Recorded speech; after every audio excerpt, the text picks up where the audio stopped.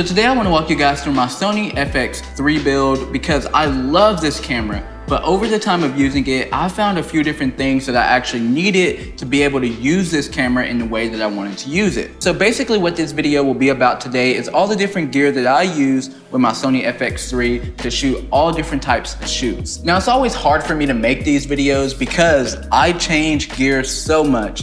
I mean, one day I'll have a different microphone on my setup, or one day I may be using a different battery, lens, or even a matte box. However, I did want to let you guys know where I am at the moment with my setup because I'm pretty happy with where I've gotten so far. Now, a few disclaimers before we start. This video is not sponsored by anyone, so if you see that I'm very passionate about specific parts of this camera or specific parts of this rig, it's because I'm actually passionate and I'm not faking any of it for sponsorship. Okay, so let's start with the top of the camera. We have the Blackmagic 12G Video Assist, and I really love this monitor. Now over the past year and a half, I really went back and forth about this specific monitor. I've even made a video talking about where I didn't like the monitor, and then 7 months later, I made a video talking about how I did love the monitor. And so this is the monitor that I'm currently using right now. Now I really do love this monitor for a few reasons. One of them being the functionality that you actually get, and also the second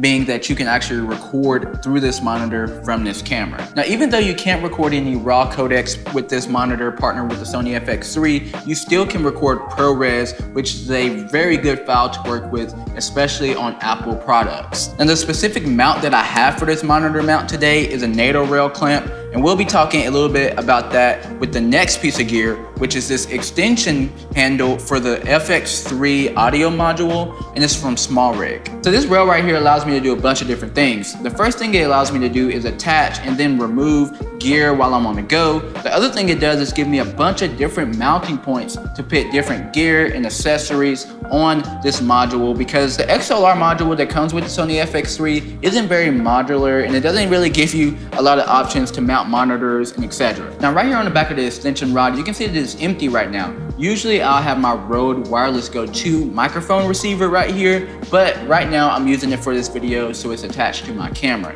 Now swinging the camera around, I usually plug that cable from the Rode Wireless Go right into the side of this audio module right here, and it really fits perfectly if you use the cable that comes with those microphones. Now speaking of microphones, it took me a very long time to find something that I was happy with keeping on my rig at all times, but eventually after searching I found the Deity S-Mic 2S, and I absolutely love this microphone. Now I actually just released a video about this mic, and so if you're interested in that, you can also check out that video linked right above me. Now to power this monitor, I'm actually using D-Tap that goes right to the bottom of the camera, but I also like to keep a battery on here just so I can have a little bit more redundancy, and so the monitor just doesn't shut off on me whenever the battery on the bottom goes dead. So moving to the actual camera itself, I have the half cage from Small Rig on here, and again, I really do love this cage because it gives me all the functionality that I need without making my camera way too big and way too bulky. And for powering this entire rig, I use the Anton Bauer battery base,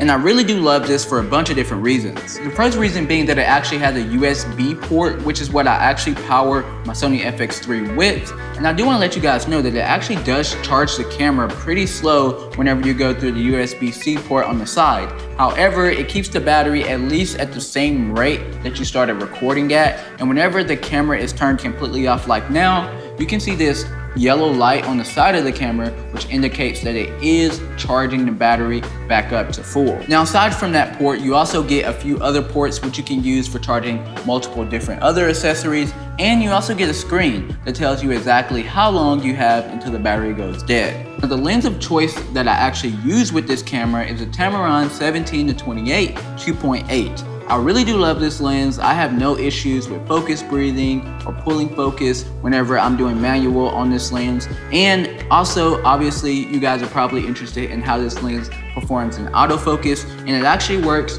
really well. So moving to the last item that I have on this camera, and that is the matte box from Tilta. I know that there are a lot of matte boxes to choose. However, I chose this one because it comes with a really good high quality variable ND filter. So this variable ND filter gives me absolutely no vignetting in any of the corners at any time that I've been shooting so far. Obviously, I'm sure that there are other matte boxes that have the same quality of variable ND filters. However, this one is so smooth, and if you wanted to, you can actually hook up a motor to this variable ND filter and be able to do it from a distance, or even wirelessly control the variable ND filter if you have someone on set to do that for you. Now, like I said, I really do love this rig. One of the things that I do plan to change in the future is to find a monitor, and I think I already found one that will allow me to record raw out of this camera, just in case I need that for commercial shoots, or if I'm going overseas and I'm recording a very important project that I want the most